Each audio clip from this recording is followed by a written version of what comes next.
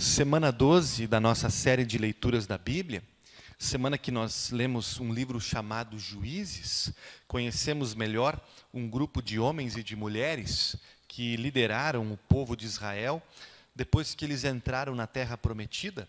Talvez liderar nem é bem a palavra, mas libertar.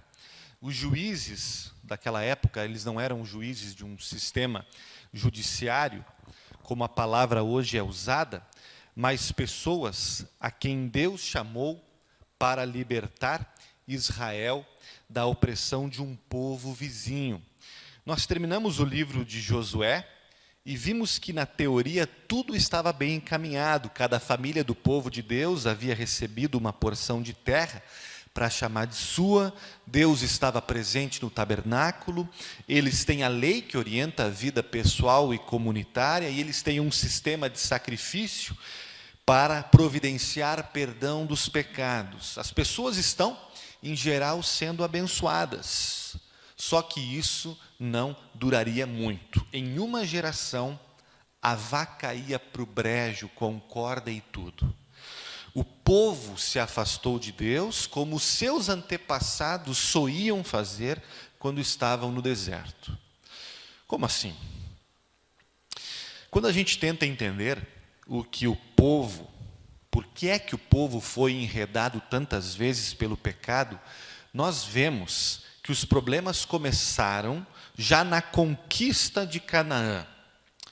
Dois erros saltam aos olhos da gente. Em primeiro lugar, eles não expulsaram os cananitas, e isso fez com que eles caíssem em idolatria. O ambiente que a gente vive, ele pode ser, sim, uma grande influência para nos levar ao pecado. E o segundo erro de Israel, mais importante, é que eles não souberam ensinar a fé para os seus filhos. Deus havia dito para os pais passarem para os seus filhos a fé. Não apenas circuncidem os filhos de vocês, mas eduquem, inculquem neles o amor, o temor a Deus. Muito sério isso. A fé, a não ser pela graça de Deus, e a não ser que a gente se responsabilize, a fé em Deus, ela pode ser perdida, ela está a uma geração de ser extinta. Se não no mundo, pelo menos na nossa família. E com o problema do afastamento do povo, Deus intervém através de juízes. Cada um deles tem uma história, um contexto, mas tem 4 coisas que se repetem como um ciclo naqueles 300 anos. Um primeiro movimento de pecado, o povo começa a adorar falsos deuses. Um segundo movimento é Deus removendo a sua mão protetora e permitindo que nações vizinhas oprimissem Israel. Depois, um terceiro movimento é o arrependimento, quando o povo sente na pele, ele se dá conta do pecado e ele clama a Deus por socorro. E o quarto movimento é a libertação de Deus. Deus ouvia o pedido de ajuda e salvava o povo. Este é um resumo do livro de Juízes. E para a gente aproveitar melhor a mensagem desse livro, eu escolhi um dos juízes para aprofundar a mensagem. Em primeiro lugar, porque o inimigo que oprimiu Israel no tempo deste juiz foi talvez o principal inimigo do povo de Deus no Antigo Testamento. Estou falando dos filisteus. A segunda razão de escolher essa história é porque o juiz é talvez o mais conhecido, o mais fascinante. Estou falando para vocês de Sansão. A opressão dos filisteus, meu primeiro ponto. Os historiadores vão falar que esse foi um período extremamente perigoso na história de Israel. Talvez nós não nos damos conta, mas lendo o livro de Juízes, nós vemos que antes dos filisteus, houve outros povos vizinhos que saquearam, que vieram e escravizaram, que vieram e assassinaram, vieram com violência. Os amonitas, os midianitas, os moabitas, entre outros. E eles foram muito mais cruéis. E porque foram mais cruéis que os filisteus, quando Débora, Baraque, Gideão, quando um juiz era chamado por Deus para ajudar os israelitas, para se levantar, para ajudar os israelitas a se levantar e a se defender, eles se levantavam. Eles reagiam, eles se mobilizavam, eles davam um jeito de se levantar das cinzas, de encontrar coragem. Eles diziam, sim, nós temos que expulsar os povos invasores, os opressores, porque era nítida a opressão. Só que quando a gente chega no tempo de Sansão, o que os israelitas estão fazendo? Eles estão quase dizendo, gente, nós gostamos dos filisteus, a gente está de boa com o cativeiro dos filisteus. O que de mal eles estão fazendo para a gente? Eles são os nossos governantes. Os historiadores vão nos dizer que o que era perigoso sobre os filisteus era exatamente o fato de que eles não eram tão cruéis como os outros. A estratégia deles de conquista não era dizimar, não era intimidar. A estratégia deles era absorver, era assimilar, era se misturar, era interpenetrar-se na cultura, na família, na religião. O que os filisteus estavam fazendo com os israelitas era muito mais perigoso para eles do que o que tinha acontecido quando outros opressores oprimiram Israel. Através da assimilação dos filisteus, Israel estava perdendo não apenas sua identidade étnica, mas sua fé. E junto com a fé, a mensagem de salvação de Deus ao mundo. Vocês não precisam concordar comigo nessa tese, mas se a gente pensar no benefício social, humanitário, que a fé hebraico-cristã deu de presente ao mundo, isso tudo estava em jogo lá naquela oportunidade.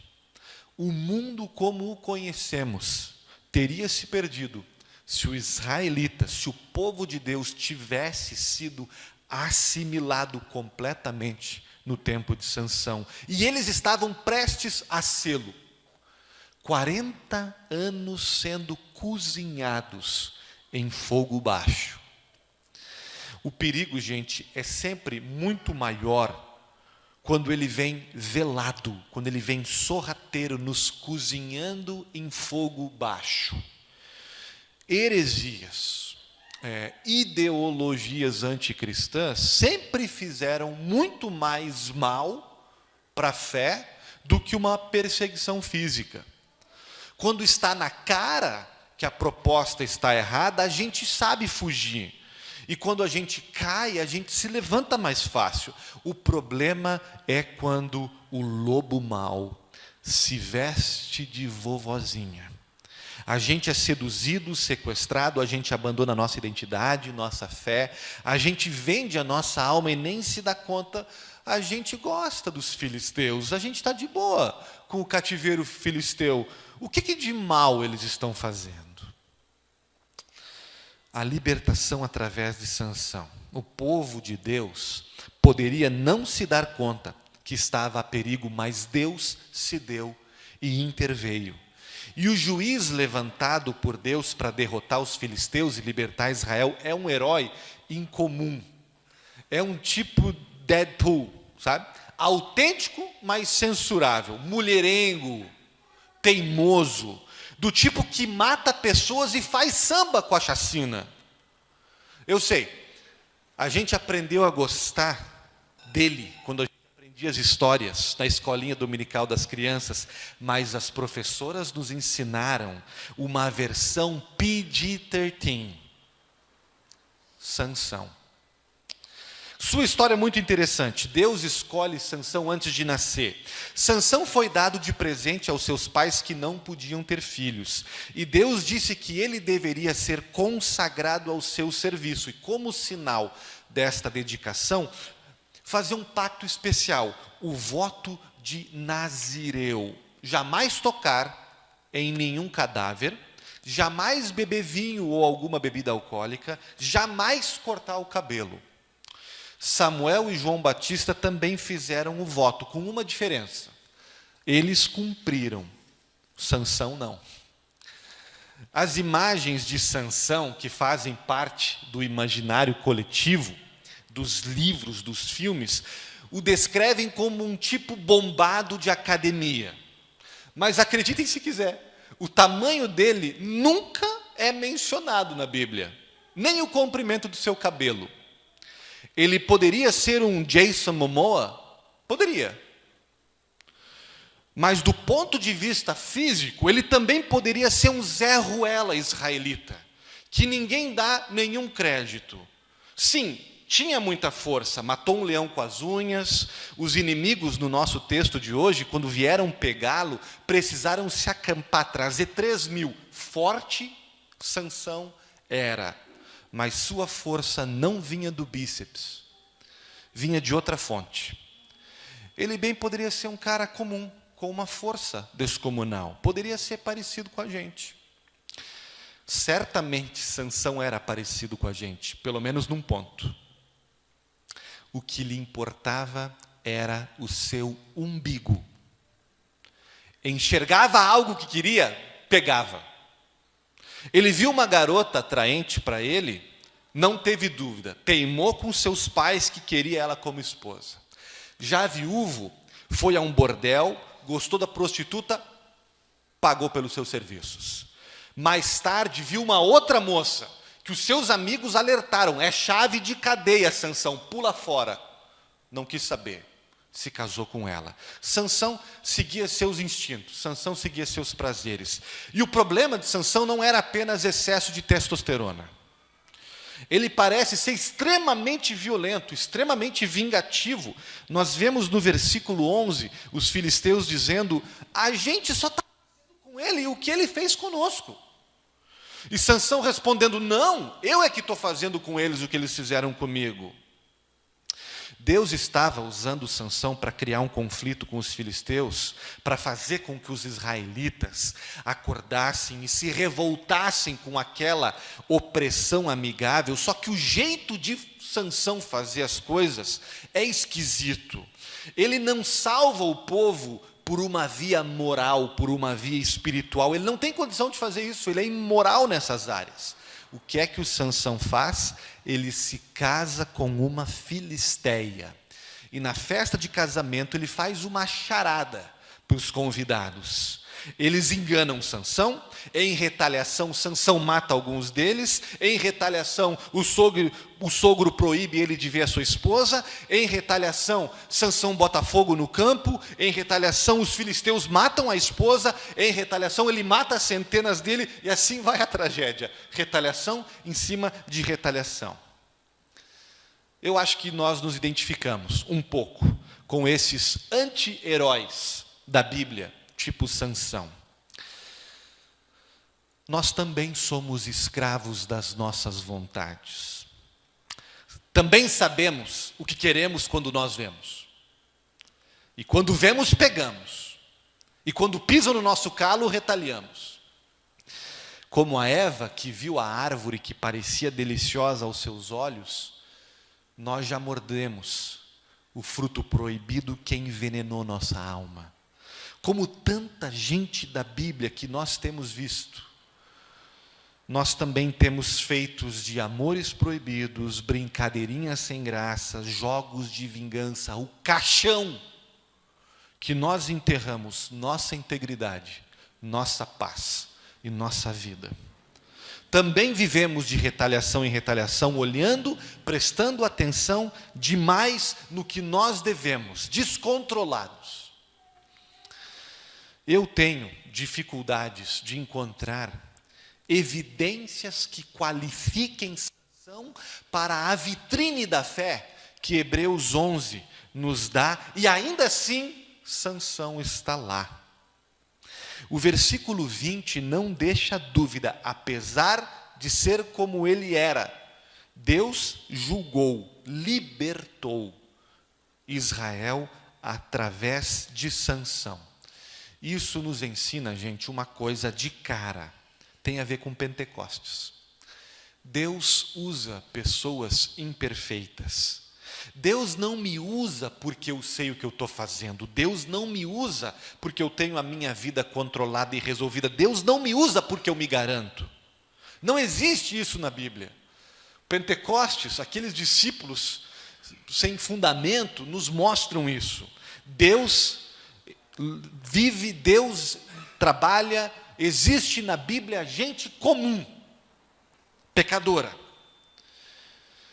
A gente pensa que a história de Sansão é toda ela sobre Sansão, e não é.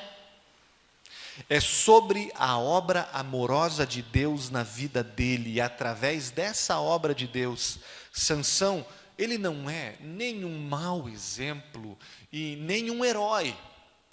Sansão é um filho de Deus, a quem Deus alcançou com a sua graça, com uma cruz de sofrimento e amor. E é assim que Deus age com todos nós. Deus só trabalha com gente assim. Saber disso nos traz humildade, saber disso nos bota na casinha certa. Meus amigos, se alguém vier falar para você, muito obrigado, tuas palavras me ajudaram no tempo de crise, no coronavírus, tuas palavras, tuas ações me trouxeram Jesus, me mudaram, me ajudaram. Sabe o que a gente deve dizer, dentro da gente e fora também? Show! Mas foi o Espírito Santo de Deus quem fez. Eu sou apenas uma queixada de burro. Essa é a piada de Sansão, é o samba dele. Faça esse samba quando alguém te agradecer, quando alguém te aplaudir, quando você se sentir tentado a achar que você é grande coisa. Queixadas de asno, mas o Espírito de Deus. Deus usa pessoas imperfeitas. Sansão não é uma estrela, somos asnos. Você, eu, Sansão, mas o Espírito de Deus. Admita isso, e Deus trabalhará através de vocês. Admita isso, e o Pentecoste virá a você, e o Espírito Santo fará maravilhas em você e através de você, e não apenas isso, mas te fará descansar, te fará dormir melhor e vai tirar o teu peso.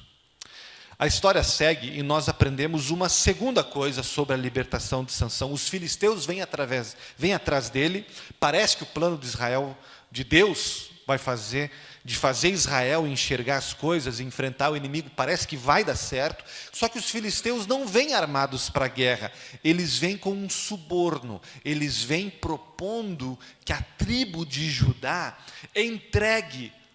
traia Sansão.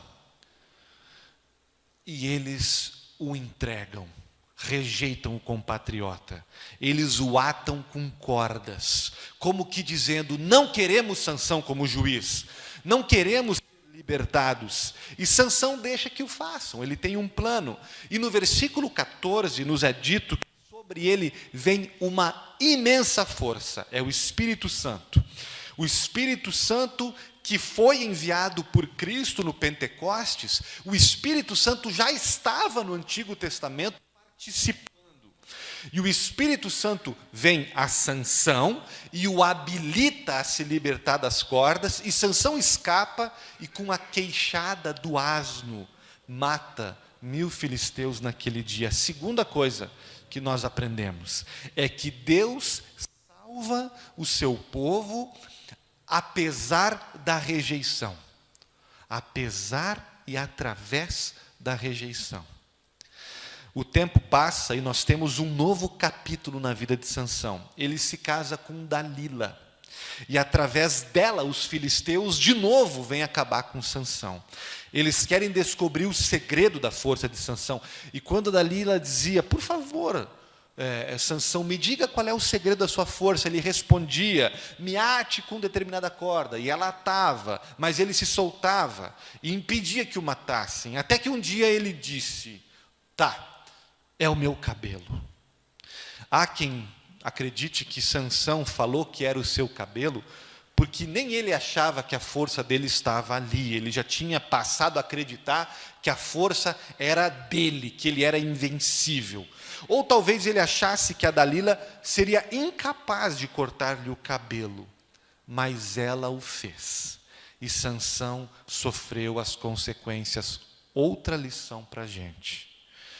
Deus trabalha com pessoas imperfeitas, mas tem uma hora que Ele puxa a tomada,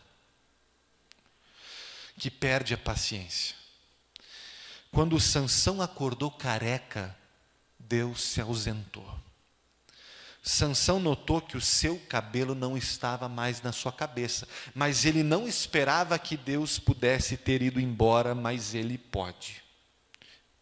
E foi. Deus pode abandonar a gente, se a gente brincar com Ele, se nos tornarmos arrogantes e confundirmos as coisas. Deus se dá esse direito. E nós fazemos bem se lembrarmos o que aprendemos no catecismo. De Deus não se zomba. Não entristeçais o Espírito Santo dentro de vocês. Não apague o fogo do Pentecostes que incendeia você. Sem Deus ao seu lado, Sansão não é páreo para os filisteus. Ele é capturado, ele é colocado numa masmorra, ele tem seus olhos vazados. O homem que enxergava demais, que não resistia ao que os seus olhos viam, agora não pode ver mais. Sansão perde tudo, sua mulher, seu poder, seus olhos, sua liberdade, sua dignidade. Sansão se torna um ninguém. Dalila havia rapado mais que o seu cabelo. Havia tosqueado Sansão de tudo o que ele usava para lhe dar sentido na vida. Mas sem os olhos no rosto, ele começa a enxergar outra coisa. Sem ver o que está na frente do seu nariz, ele recupera a visão de si, a visão de Deus. Quando Sansão estava reduzido a nada, Deus diz: agora sim, agora eu tenho você na posição perfeita. E o seu cabelo cresce de novo, e a sua força. Sinais que Deus não havia desistido de Sansão, que Deus havia voltado com graça e amor para Sansão e para o seu povo também, porque naquela situação, preso, fraco, os filisteus acharam que poderiam brincar com ele. O guerreiro, o garanhão, o grande Sansão, atado, cego e reduzido a bobo de uma corte numa festa, só não contavam que, pelo poder de Deus, Sansão derrubasse as pilastras do palácio onde se encontravam e matasse, diz a Bíblia, diz o texto, mais filisteus com a sua morte do que matou com a sua vida. Sansão morre, de certa forma, como um mártir. E através da sua morte, Israel é finalmente libertado da opressão dos filisteus. Na gilete da Dalila, sem ela saber, Deus estava esculpindo para Sansão e para Israel salvação. Por ironia, quanto mais fraco Sansão aparentava estar, mais forte ele se tornou. Paulo tinha razão. Quando somos fracos, então é que somos fortes. Apoiados em nosso próprio mérito, em nossas capacidades, nós não somos nada, mas arrependidos, de joelhos, dependentes totalmente da graça de Deus, somos fortes. Nossa potência, se é que podemos falar nesses termos, acontece no exato momento do reconhecimento da fraqueza, quando paramos de olhar para nós mesmos, para o que conquistamos, para o que somos capazes de fazer, e olhamos para Deus, para o que Ele tem feito, para o que Ele faz na nossa vida. Quando nos humilhamos, ou quando humilhados gritamos por socorro, Nosso quebrantamento está de mãos dadas com a força que Deus nos dá. Porque Deus usa muito mais a nossa fraqueza do que as nossas forças. Porque Deus escolhe as coisas loucas e fracas do mundo para trabalhar. Ensinamento. Irmão e irmã, não tenha medo de ser reduzido a nada.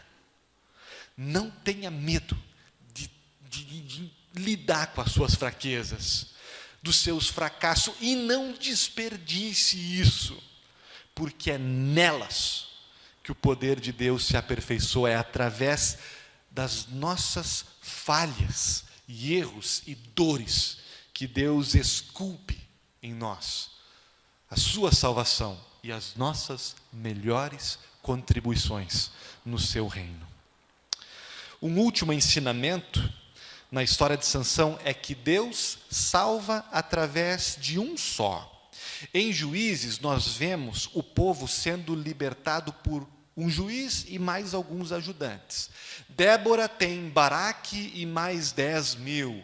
Gideão tem 300. E quando nós chegamos no Sansão, ele está sozinho. Só um está disposto a enxergar o mal dos filisteus e a lutar contra.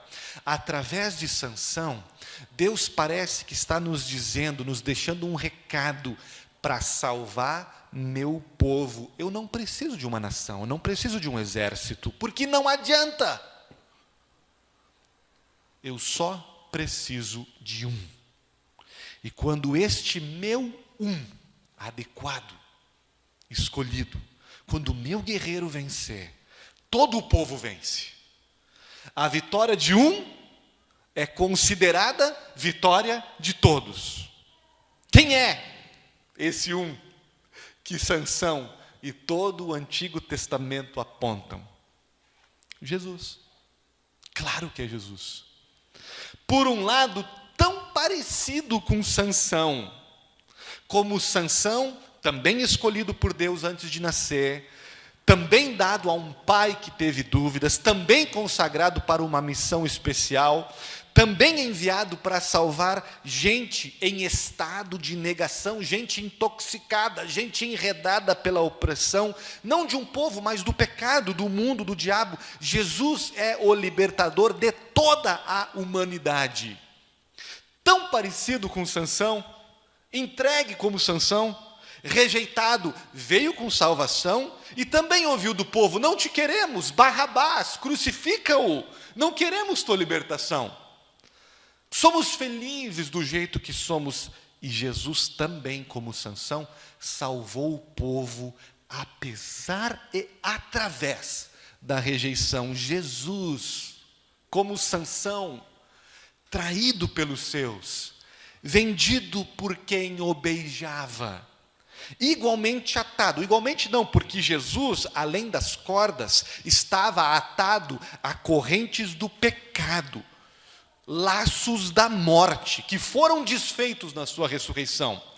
Como Sansão, por meio de um sacrifício, salvando o povo, ambos morrendo de braços abertos.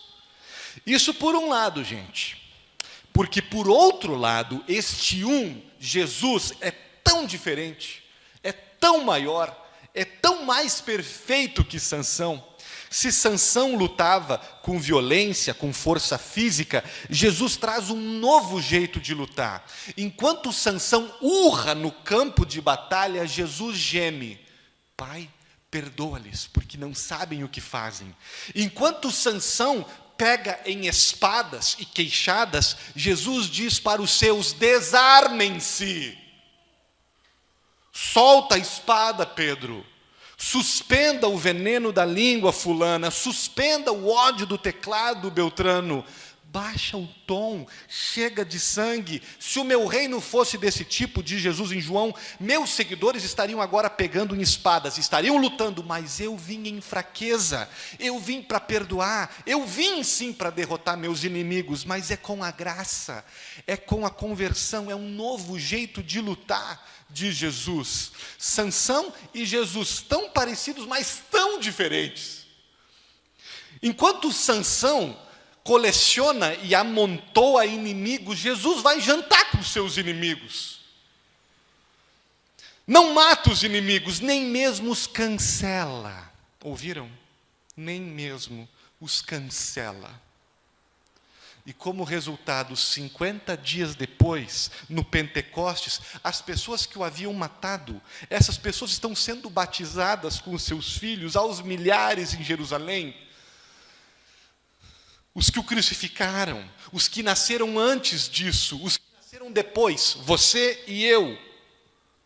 Jesus não nos odiou, Jesus não nos matou, Ele nos amou, nos perdoou e nos transformou em igreja.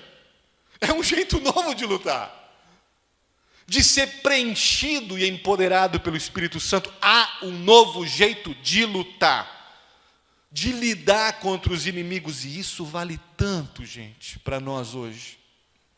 O jeito de Jesus: Pai, perdoa-lhes, dando o outro lado da bochecha, não é na retaliação. Romanos 12, não seja vencido pelo mal, mas vença o mal com o bem. Não serve para Jesus vencer o mal com o mal. Para Sansão talvez, para Jesus não. Tão diferente de Sansão, até no cumprimento dos votos. Jesus não fez o pacto de Nazireu, mas veja como Jesus ressignifica eles também. Se Sansão tocava nos cadáveres, que eram suas vítimas, com atitude de desprezo, apenas para se certificar que estavam realmente mortos, Jesus toca nos mortos com compaixão. Jesus tocava em esquifes com amor, para consolar enlutados ou para devolver a vida para eles. Se Sansão bebia demais nas festas e nos pubs que ia, e no seu porre fazia besteira, Jesus até tinha fama de beberrão, e até tinha fama de ir a muitas festas, mas ele ensinou um jeito diferente de confraternizar, um jeito diferente de se reunir com os amigos ao redor da mesa. Ao invés de pegadinha sem graça, alegria de verdade. Ao invés de escândalos e tragédias, vida em abundância. Até no cabelo, Jesus foi diferente. Como assim, pastor? Com Sansão, nós temos a impressão que o cabelo foi o último voto que ele se agarrou. Não deu tanta bola para o negócio de cadáveres e para o negócio de não beber vinho. Mas, para não quebrar o voto do nazirato, no cabelo ele se segurou até onde deu, até onde a sua fraqueza o traiu. Com Jesus isso não acontece. Como é que a gente sabe disso, pastor? Se a Bíblia não fala do cabelo de Jesus. Ou fala? A Bíblia fala. Pelo menos 2 vezes. Linguagem metafórica, mas legítima. Em Apocalipse, Jesus é descrito com o cabelo branco como a neve, símbolo de pureza, símbolo de santidade. Jesus é aquele que é santo por nós e nos faz santos e limpos para Deus. Uma imagem consoladora para a gente. Mas eu vou destacar, até pelo tempo que nós estamos vivendo de pandemia, outra descrição do cabelo de Jesus. Ela vem do livro de Cantares, que é um livro de romance, de um noivo com uma noiva. E mais que poesia entre 2 pessoas, é um livro que pode ser o símbolo, pode ser lido como símbolo do amor do noivo Jesus com a noiva, a igreja. E no capítulo 5 perguntam para a noiva: o que é você mais bela entre as mulheres? O que é que o seu amado tem que os outros não têm? E ela responde: o meu amado tem a cabeça como o ouro mais depurado, e os seus cabelos são ondulados e pretos como o corvo. O cabelo do amado é ondulado e preto. É o cabelo de um jovem no auge da vida, no auge da saúde. Calvície é o contrário de cabelo. Ondulado, espesso. Cabelo branco é o contrário de preto. Normalmente ficamos carecas e grisalho quando estamos envelhecendo, em declínio físico, por assim dizer, ou até mesmo estressados, doentes. Nosso tricologista Juarez não diria isso. Jesus não é assim. A sua dedicação, que não é só a Deus, mas é também com a gente. O seu compromisso não está em declínio, não está perdendo a vitalidade.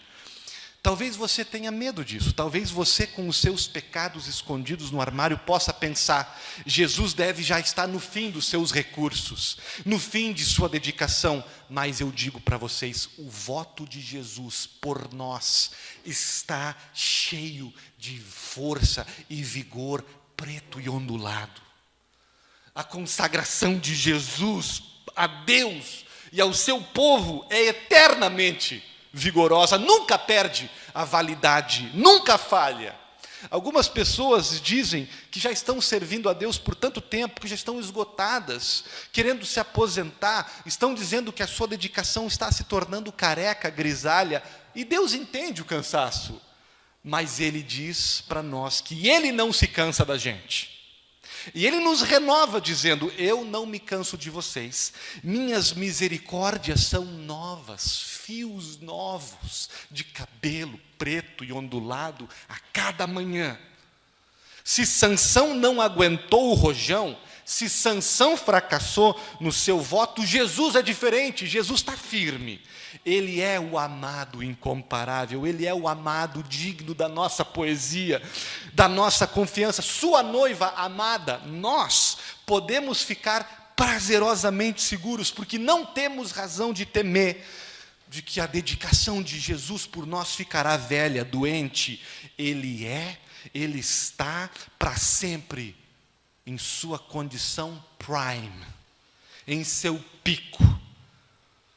Em outras palavras, Deus, Jesus, não tem um estado de espírito, um estado de ânimo, algo que temos nós no tempo de pandemia, nós alternamos altos e baixos, vamos de 0 a 80, no nosso bom humor, nas nossas vontades de fazer as coisas. O cabelo de Jesus é para sempre, ondulado e preto, Ele não muda no seu voto, no seu humor, no seu compromisso com a gente não precisa se preocupar.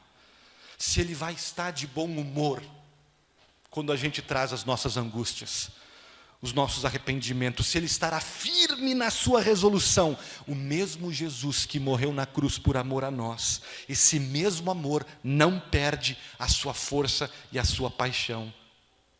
Qualquer hora é hora para nos aproximarmos dEle. É muito bom saber disso. Amém.